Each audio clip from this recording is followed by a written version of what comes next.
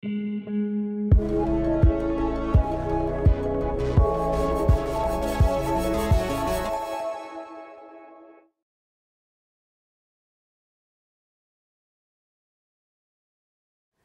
and welcome to our Film Academy project sessions at FMX 222. My name is Anna Matac. I am the head of production at Animationsinstitut and I'll be your host for this session. Animationsinstitut is part of the worldwide known Film Academy Baden-Württemberg and celebrates its 20th birthday this year, so happy birthday!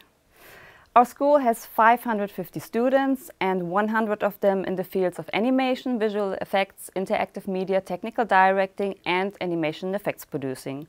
Studies take 4.5 years and are tuition-free.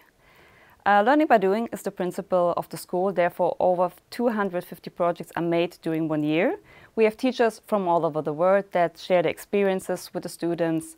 And we also provide the students with the newest hardware and software, professional software actually. So every student gets an individual working space at the Animationsinstitut. So we now would like to show you some of Animationsinstitut's graduation projects. The projects are currently made in progress, so you are the first one to get a glimpse of the productions. So let's dive right into it. Our first project is a stop-motion short film as a proof of concept for a further series. Welcome to The Last Bar. You saw me. I was standing on the cliff. And now you're sitting in my bar, refusing to try my beer. You haven't things straightened out yet, have you? What is this place, anyway? Dear visitors of the FMX, we're really happy to present to you our project, The Last Bar. My name is Svenja Weber. And I'm Ludwig. And we are the showrunner and creators of this project. The Last Bar is the first cooperation between the Series department at Animationsinstitut at Film Academy Baden-Württemberg, resulting in a 50-minute standalone short film as a proof of concept for the series. The short film focuses on Melvin, a 21-year-old who finds himself on a misty cliff when an old lady in a wheelchair appears, pulling him from the cliff and into her bar, The Last Bar, a quirky place run by misfits. And contemplating life and struggling where to go, he fights his inner demons that keep pulling him towards the abyss. In emergency situations and difficult phases of life, many people are prone to self-destructive thoughts. That's not a rare thing to happen, but it's largely suppressed in society. And we think the first step is an open discussion, and we want The Last Bar to be that first step in the right direction. The show explores these issues in an appealing and sensitive way, not focusing on giving solution, but rather starting a discussion. I've had the idea of The Last Bar lingering around in my head for a few years now, and from the beginning it was clear that it is somehow connected to the topic of mental health. It was important to us to be sensitive to the subject, but at the same time create an experience that feels real, but not too close to home. We've had the first drafts and story construction in late 2019, but took another 6 months working on the story, getting the story straight in a writer's room. With the two writers, Theresa Worm and Torben Hensel, as well as the director Arne Hein. We did heavy loads of research, sharing perspectives, complementing each other and narrowing down on that final form, the shooting script. Animationsinstitut provided us with lecturers and professionals, helping us achieve that final form that eventually led to the production of the animatic. Hi FMX folks, I'm Arne, the director of The Last Bar. Follow me into the bar, you'll meet the team and we'll tell you a little bit about our movie. Come on! Like any other animated film, we started with building a solid base. After wrapping up writing, that meant working on the animatic until it was just right. Alexia Mokri did the storyboards and we got Matthias Wölbing on board as an editor. During lockdown we worked remote. The three of us worked via Zoom and we worked on the animatic for several months. We started working on the characters very early on, even during writing. Alexia Mokri and Oskar Jakobsen did the character designs for our characters. We had 7 characters that needed ball and socket armature. Those were built by Stop Motion Toolkit in Britain, so we had to calculate the time for them to be manufactured and sent to Germany. Turning the two-dimensional drawings into three-dimensional characters was the work of Louise Wolf. She sculpted all the characters. I constructed the understructure for the faces so they could be animated. Then adding skin, clothes and props to finish them up. The whole process took us about 2 months. Production design started with a lot of meetings and sharing inspiration. The Last Bar is a place that existed for a really, really long time. And with every new bar owner came new features, resulting in a collection of architectural elements that are not really cohesive. When we settled on this idea, Ann-Kathrin Eberhard, our production designer, started with ink drawings, coming up with floor plans and making concept art. It was really important for us to portray a place that is a safe haven for the people stranding there, having a haptic and handmade look that celebrates imperfections. For example, by having no straight lines and a really wobbly and used feel. I've never worked on Zoom before, but there's always a first time for everything. Sure. Stuck in the third lockdown in a row, it was quite a task to cast 6 different English-speaking actors internationally from our headquarters here at Film Academy in Germany. And since The Last Bar is a very eclectic place, we were aiming for different styles of accents. And we had the pleasure to work with a fellow student of ours who is an US American, and he lended Melvin, the main character, his voice. We were recording the actors of Hugo and of Hank in Berlin. We were recording remotely via Zoom in London for Emilia and for Maud, and so did we in Switzerland, in Solothurn. But we were not only recording voices and dialogue, but also facial expressions to hand the animators additional info for their animation process. Since all of them record themselves acting out the scenes, mimicking the actors' lines and using everything they can find around the studio to make it look as close to the final thing as possible. All right. Oh, shut up. Hank, go and put that away before you break it. Sorry.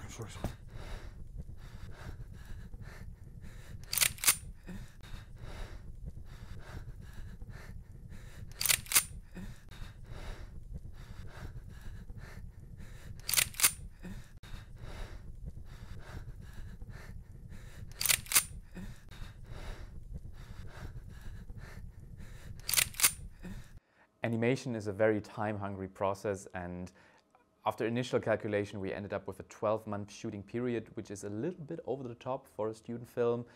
And luckily we had the comfort of a studio that Animationsinstitut holds, which allowed us to split studio spaces into 2 separate sets.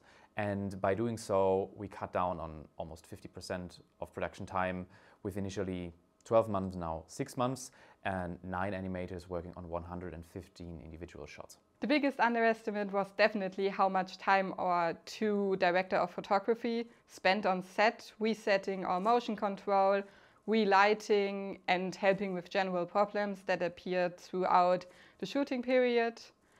But what's so great about shooting for 6 months is that you have the time to reevaluate and the time to build solid communication structures. And by the end of it, you know every little detail that could go wrong, you know all the peaks and perks of the studio, of the lights, of the people, how they want to be contacted. You feel really confident in what you do and how you approach each 2-week block. The animation part would have been impossible without a bunch of very talented animators. In total, we had 9 animators working on the show. Another key role in this production stage played Sebastian Gancho and Max Rauer. They were our DPs. They had to set up each shot before an animator could even come to the set. So that was a big logistical challenge, which on the other hand, Louis and Svenja had to organize. Matthias Wölbing came in to finish the edit. He made sure that every frame was just where it belonged. Jonas Vogler composed some fantastic music, and Henrike Sommer and Stefan Erschig made the sound design, so everything came to life. Our picture log came along really fast, as timing and framing had already been locked in the animatic. We started working on our 60 VFX shots, ranging from rotoscoping out animation rigs to keying, inserting fog plates and basic set extension. During the shoot, we used a light setup controlled by Dragonframe, which allowed us to control each light separately And by only lighting the blue screen, we created a perfect mask later to be used in Nuke. Like the shoot itself, the post-production process requires a lot of people power and coordinating. Working with ShotGrid allowed us to have a seamless communication line and exchange all vital information between artists, supervisor, coordinators, and us producers. What am I gonna do now? You could try my beer for once. Anytime soon.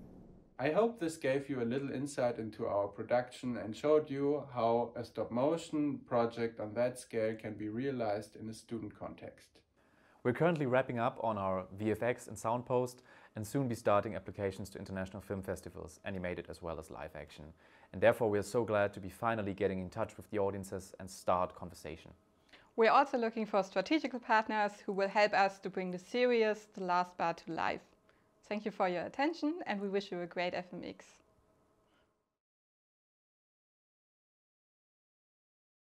Pretty amazing, isn't it? The idea came from the series department. Louis reached us asking for help, and of course we had to say yes, because besides 2D and 3D, we of course do stop motion as well. So I'm very proud of the team and what they have accomplished during the last 2 years. Good luck with the series concept, and I'm positive to see your series on screen soon. The next project is Kahibo, a 2D animated short series about the adventure of Kahibo and the ape named Chimpo and the Crumbleverse. Yes, the Crumbleverse. Let's see what the filmmakers will tell you about that. The world was crumbled up? Yep, like a marble cake, into thousands of pieces. And you gotta cook specific recipes in order to reach those crumbles? Exactly, for a dangerous mission. And you're gonna help. Why me? Hello friends, we're Team Kahibo, and what you just saw was our main characters Chimpo and Kahibo talking about how their universe came to be. Crumbleverse. It's called Crumbleverse. So, Kahibo is an anime-style TV series in the works. That clip earlier was actually an excerpt of the trailer that we're currently working on as part of a project at Animationsinstitut. Alright, so what's this about? As an overview, a group of misfits explores different worlds in a crazy and colorful universe. The many hurdles thrown their way need to be overcome by learning to connect to people, understanding what family could be or even look like, and coming to terms with one's own emotions. I don't belong here! And of course, a punch or two are thrown along the way. Social standards and expectations can often be a burden on people growing up. Grappling these norms is important to us, our audience, and our characters. Through telling their stories, having them cook different meals, and possibly save the universe, we are approaching these topics in a fun and digestible way. I'm not gonna eat that! Alright, so what's the story about? Basically, it's about a witty young teenager Kahibo who survives the violent society of Barbarian by suppressing his emotions. He dreams of reaching a floating island to finally be left alone and escape his ruthless birthplace that even took his mother from him. But when a white-furred talking monkey named Chimpo crashes into his room, he unwillingly gets dragged along on a mission to save a universe he essentially knows nothing about. So will Kahibo find a way back to his true emotions on a journey throughout the culinary arts of the universe? That will be the central question of the story. However, even though he wants to be left alone, he obviously isn't. Throughout the story, the group grows little by little as they meet misfits in different societies and drag them along. Of course, Kahibo struggles to accept that he likes being around most of them. Relationship dynamics. Relationship dynamics. All Kahibo wants is to be left alone, but he's forced to help Chimpo save the Crumbleverse first. Chimpo wants to save the Crumbleverse, but he's forced to take Kahibo with him. Chimpo is comfortable with his feelings, Kahibo isn't. Throughout the story, Kahibo reconnects with his past and his emotions through Chimpo and later the rest of the main cast. Crumbleverse! The Crumbleverse! Alright, so this is a weird one. As you might have guessed from the clip at the start of the presentation, in Kahibo, the world that we live in today has exploded centuries ago. That means our world consists of a vast amount of crumbles, little floating islands orbiting the sun. Many are inhabited by different species, cultures and cuisines. We call all of this the Crumbleverse. Das war sehr gut. The importance of cooking. Yes, all of those food-related puns are here for a reason. Because in our series, our main cast travels this Crumbleverse by using Chimpo's magical powers. But in order to activate his teleportation skills, he needs to eat a specific meal beforehand to reach each crumble. Not only do they have to cook this meal perfectly before departure, but they also have to first find out which recipe they are searching for and find it. Luckily for our audience though, Chimpo takes his time each episode to explain the next recipe in his own short TV format called Chimpo's Kitchen. And there's a magical book which contains most of those recipes, but a bad guy has it. And that guy is one of 8 other magical monkeys besides Chimpo. Anyway, characters. Characters. Our main cast consists of Kahibo and Chimpo, our protagonists. Avila, a positive-minded revolutionary who will challenge you to a dance-off. Yokomo, a spoiled brat of a prince, eager to show how strong he is. He's based on me, by the way. Tunjara, a cooking pot. Toy, the devil, doesn't get along with his dad, but he's a really chill dude. Atmosphere. This is a series with a light-hearted tone, even though it can get really emotional sometimes, and of course it's action-packed and full of color and excitement. Yeah. Thanks. There's talking monkeys, jelly doggo monsters, talking plants, talking stones, screaming pineapple birds, alien-looking people, human-looking aliens, and everything in between. Techniques in pipeline. We want to create something that is modern but still borrows from older animation films and anime. Traditional work has a certain quality and vibe to it that we want to try and capture, even though we're unapologetically working with digital tools. We try to use 3D tricks to not only make our life easier when working, but also to stylize and exaggerate even further. As an example, there's a scene where our protagonists are running from a jelly dog monster, because why wouldn't they? And to make the scene feel faster and more stylized, we decided to just have them run on a rotating cylinder rather than an actual floor, and having the perspective be incorrect but cooler. The animation style of Kahibo is also very snappy and quick. We try to focus on strong poses and facial expressions to make us really see what our characters are feeling. Also, we are aiming to scale down the pose count in order to have everything feel a little more simple and clear and not cluttered with small actions. We feel like the details that we do put in are more significant that way. We have a great team already. Obviously not only the 4 of us, but many people who support us in sound, in music, and the animation department. Thank you so much for listening, and we hope you have a great day. Bye! Thank you, guys. Oh yeah, it's pretty crazy what I just saw, but I like it. Good luck, and I hope I will see your series on screen as well. So as you see, you can start off with an idea for a regular short film, which then could turn out into a concept for a series. So almost everything is possible here at Animationsinstitut. Students need to think format open, and they get space to find their artistic and expressive style, and then projects like these come out. We are now heading towards our next diploma project. It is Town Hall Square, a 3D animated short about a tiger who attracts trouble and clashes into Bernard. All right, I'm eager to check out what the team has experienced so far, and let's get some insights in the making of process. Kaufmann, it is your turn now.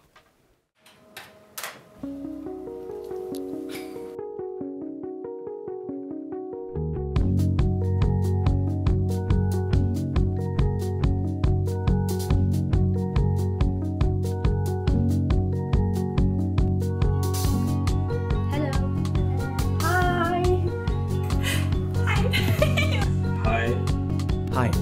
Hi. Hello. Hi. I'm Christian and I'm the director of Town Hall Square.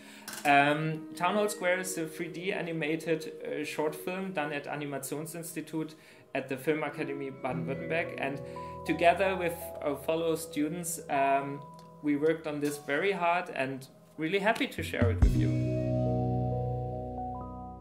In the very beginning of the project, I had the idea of a little tiger strolling through a big city. He doesn't get recognized by anybody in the city, so he searched for some response, and he doesn't understand the rules. The tiger is very interested in the world. He's a bit kind of naive, and he attracts trouble, very efficient. In contrast to that, we have Bernard, or our main character, who sits in a ticket booth down in the subway station. He really shuts himself out of the outside world, so he sits behind his window in his ticket booth, and he doesn't want to get bothered from the outside world, and waits for something he has forgotten. So those two characters are the ingredients for our story, and we let them collide in the subway station, and in the end Bernard has to open his heart to the tiger, and the tiger is obviously a symbol for the outside world. So that is the journey our main character has to do. So the whole process to develop the story of Town Hall Square took a year, a bit more than a year, and from the first one-liner, which told about the little tiger, to the final animatic, and it also includes like 3 restarts, but we always stick to our 2 main characters. It was very important for the project to bring those characters to life. So our technical director Justus developed a technique to achieve the charm of the 2D drawings of the characters into the 3D world. Christian first approached me, and I believe it was summer 2020. While the story was still a bit different at that point, I think one thing in particular always stayed the same, which is the characters. The tiger, which sort of behaves like a little child, and the old, fairly grumpy old man. Christian, especially in the beginning, always scribbled the tiger and Bernard on some sheets of paper, and we wanted to maintain that stylistic 2D-ish approach to the characters. We wanted them to still feel 2D-ish. We talked about how we could achieve that in rigging, maybe in squashing and stretching the characters before or after animating the characters, but it always had some problems to it. And I think the breakthrough was when we took a look at the system Blue Sky did for the Peanuts movie, which was using different heads for the characters depending on the camera's perspective. So we built a auto-rigging system called SparkyGen for Maya, which takes a lot of different heads for the characters. We had to model 24 heads for each character to fit them into SparkyGen to be possible to blend those shapes into each other depending on the camera angle. So the character always has the desire to look depending on the way you look at them. In the end, the animatic is like 8 minutes long, so it was a huge amount of work to do. On some day I had to tell Paulina that the animatic has 127 shots. It has been very much fun. My job on the project is making sure we have a team, because without a team you can't make a movie. Like from start to finish, planning everything out, taking care of the budget, and having all the team members we needed on board. One of our biggest obstacles was trying to make the movie during COVID. Working from home is of course always difficult, especially when it comes to separating your private life from the work life, I would say. So it's very important to have good communication and keep the spirit alive in the team, and I hope we made that work. We had a lot of contact online still. We had a lot of fun meetups online. In the end, we from time to time could be in the office together when the whole COVID situation relaxed, and well, it's a lot of fun. The pipeline system is a very custom one. It's very proprietary to the project, but I think that makes it very efficient in some way. We have a lot of scripts and a couple of plugins and little tools to make the workflow easier and improve the overall efficiency of the project. I think the whole idea is to automate as much as possible so the artist can concentrate on their work. My job as an animator is to bring the characters to life. So I focused a lot on the development of each character and the relationship between them. So it was essential to show the differences between them, but also how they warm up during the story and what they learn from each other. And I think a lot of people can relate to what Bernard is feeling. And yeah, I think everyone needs a little tiger in their life. Following this very special design and technique of our two main characters, we also had to decide on the animation style and have to think which one fits the best. So we kept it in step to achieve a more rougher style, but it wasn't easy to define how many poses a movement needs to be convincing, so that was something we had to figure out early on. One major challenge during the animation was to bring this very special noses of our characters under control, since they always point in one or another direction. If you switch the heads, there is like an invisible border, so you turn the head and then the head switches completely from one direction to another. So we had to work on how we can ease the animation, like do it invisible, but obviously you see it. We have two sets. Obviously there's the train station, and which is underground, and the ticket booth. I was responsible for the subway assets.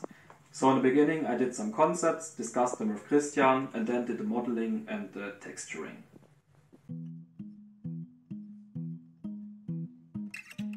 While working on the assets, the most important thing was focusing on a uniform style, so all of the assets work together in the same scene. When I was working on the asset, I always had in mind put some certain details in it, but also had in mind to not overload the models with too much details, to keep the more stylized and cartoony look. When you do a line on paper, you do a straight line, but there are like little deformations on it, so we try to keep this alive in the 3D, and after an asset was modeled, we sat together and tried to find a level of deformation which is not randomly deformed, but give this handcrafted level to the asset. But we also have the outside set, because in the end of the film, of course, Bernard has to step outside into the light. And I did some concept art for the project, and also modeled and textured all the assets for the outside area. The winter sun is hitting the streets, and the snow is very frosty and iced, and there's a bit of snow mud.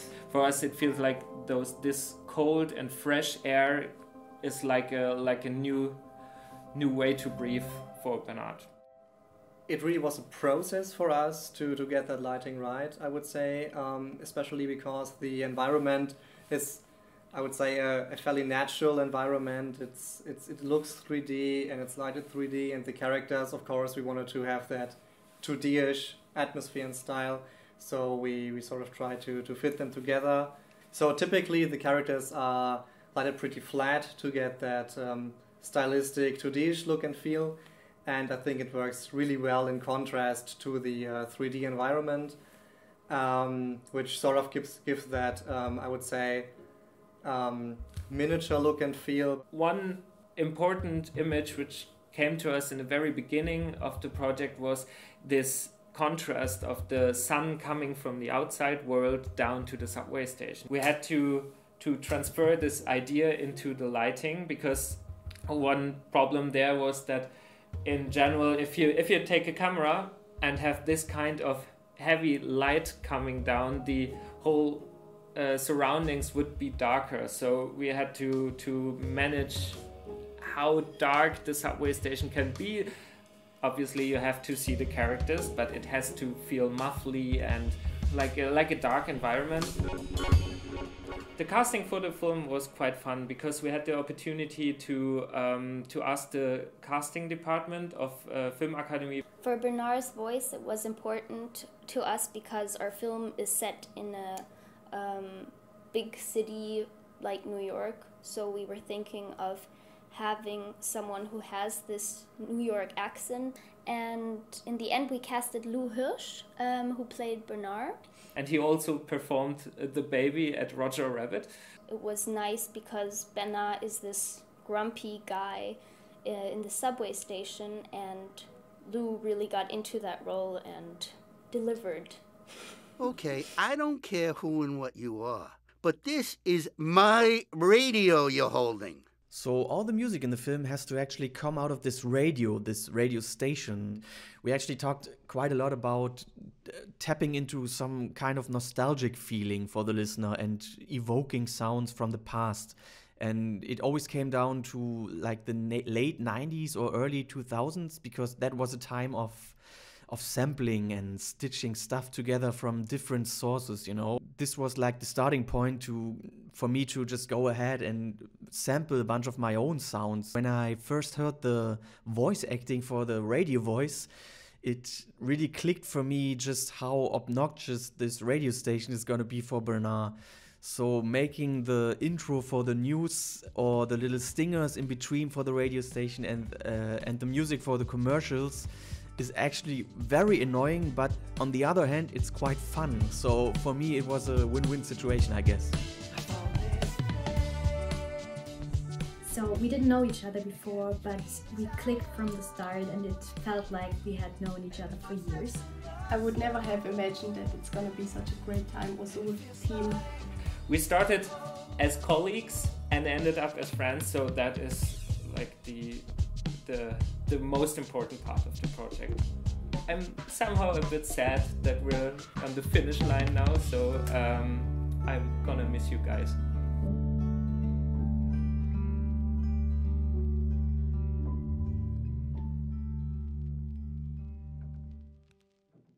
How lovely!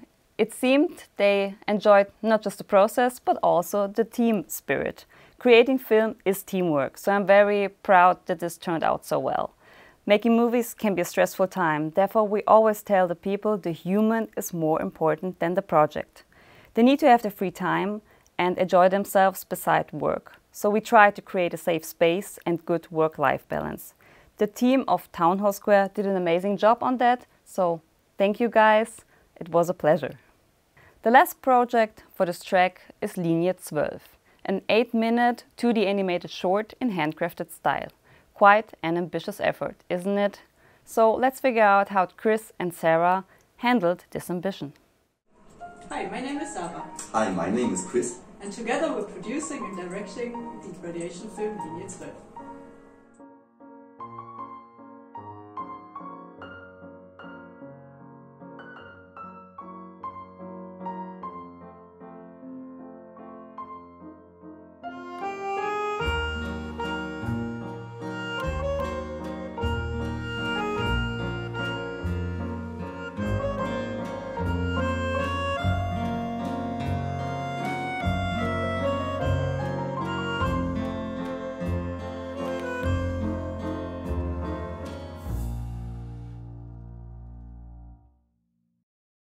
Linie 12 is a 2D animated short film produced as a diploma project at the Animationsinstitut. It will be roughly 8 minutes long and it will feature a handcrafted tradigital style. Finding this style and making it feasible turned out to be one of the main challenges about the project. How do you manage 8 minutes of animation? How can that fit into the structure of a diploma project and still be alive and detailed and nice to look at? But first, we will introduce you to our world, our characters and their story. Imagine a world of mountains so tall and steep that both the sky and the ground below are hidden behind seas of clouds. Cities and towns are few and far between, nestled into the mountainsides. Now imagine a system of train lines as the only means of connection between these cities.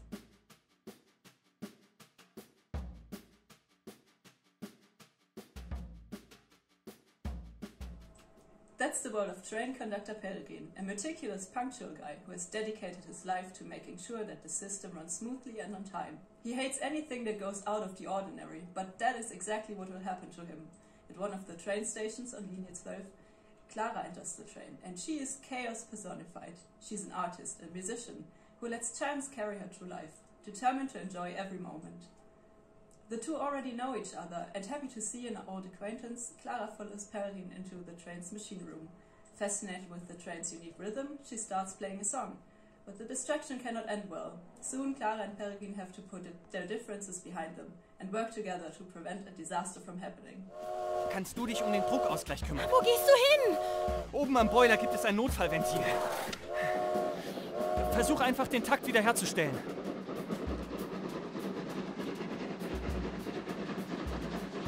Coming up with a strong visual concept for the world and its elements proved a harder task than we anticipated. Thankfully, we had amazing help in form of the designer Jan Baxterman. One of the tools we used for design works was what we call ping-pong iterating. We pick up each other's ideas and sketches and push them a bit further. The other one always iterates them again until a direction is found.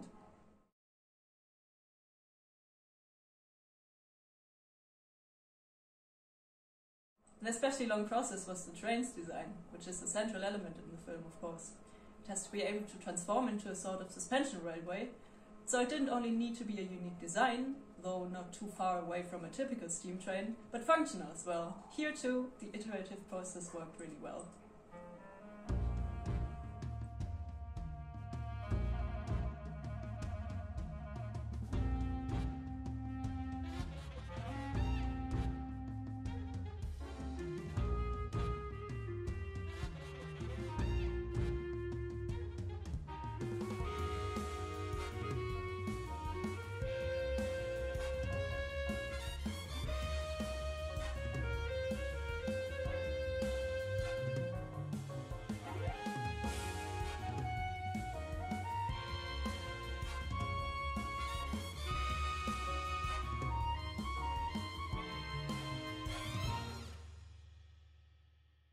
So, how do you determine a style to work in? We knew we wanted a handcrafted, traditional look, so too many digital shortcuts were a no-go. But we also knew we had 8 minutes of animation to tackle, so we couldn't fall too much in love with detail. There were several routes we took, and tools we developed to find the perfect balance between careful detail and feasibility. At first, we decided to model nearly all of the elements in 3D to ease the layouting process. We have bridges, we have a fully rigged train, the train's inside the city model, and we have a train station. From there we took screenshots that we overpainted with a layout and posing. After that we transferred them to paper and essentially tracked and drew our backgrounds in pencil. The pencil backgrounds then are scanned and digitally colored. This technique is perfect because it is fast and reliable, and the paper and pencil adds traditional texture. While it's relatively simple, it still has the charm of handmade drawing. Here we got the model of the train, and as you can see we have like a controller which coordinates the movement of the steam machine, pushing the mechanics that the train can move forward.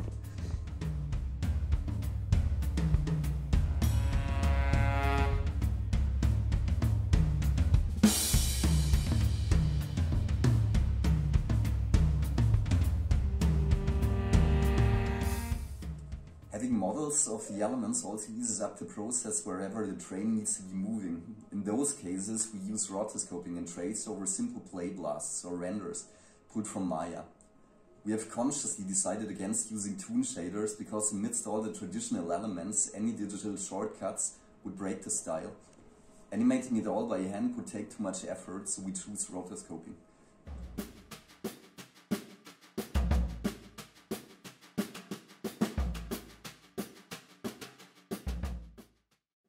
We used TV Paint to animate, so making this digital 2D animation fit the rest of the style required some work as well. We came up with some sets of custom brushes for both the characters as well as background elements, plus a special After Effects pipeline to create textured shadow layers that helps draw fore and background together. It uses the shadow layers outlines to eat into the shadow on the basis of a scanned pencil texture, and the result is this flickering shadow layer. It's a work in progress, but already proves excellent to use. So to achieve this sort of effect, we have like 4 inputs for each of the shots. The first one is a shadow plate with the rough shapes of where the shadow is going. Then we have the lines for this plate. And we have the coloring and the lines for the character. They get fused together so that the edges get roughened up through a paper filter. And we cut into this shadow plate to achieve this sort of effect and multiply it on top of the colors, which in the end gives us the final image. In terms of animation style, we settled for a simpler and more stylized movement that uses elements of digital cutout animation, but breaks that up wherever needed to give more life and character to the figures. Du schon wieder. Peregrin! Du hängst ja immer noch auf der 12er-Linie rum. Und du hast immer noch keinerlei Konzept von Pünktlichkeit. The style is lively but reserved, more realistic than cartoony, but with great emphasis put on how our characters talk and act. So this is a pretty great expression for the whole shot, and I'd say to keep more of this instead of the angry look that you've got so far, to show more of his nervousness and the panic that he feels in that moment. In April we will have a total of 7 animators on the project, so of course a solid concept for communication is key. But we have amazing support from the Animationsinstitut, so we're going into that phase with high hopes and lots of plans. We wanted to achieve a close connection of image and sound, so you won't know where the rhythmic sound of the train ends and where the music begins. The train itself, and by extension Peregrine as well, are percussive and tied to a stubborn rhythm, while Clara, on the other hand, provides the melody. She's a musician and she carries around a funky-looking saxophone. But that's not the only role music is playing in our film. At first her music is syncopated and arrhythmic, but once she learns to follow the lead, melody becomes a literal part of the train, and it culminates into a beautiful finale.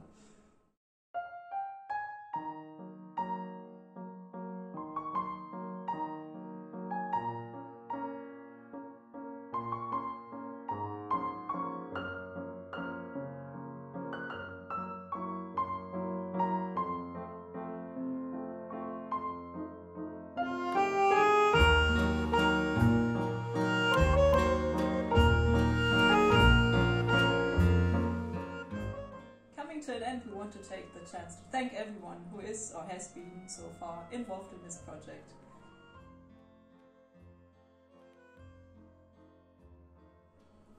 Thank you for listening. We hope you like these insights into our project and the tools we use to achieve our style. We still have a way to go, but we hope you will look forward to the finished film with us.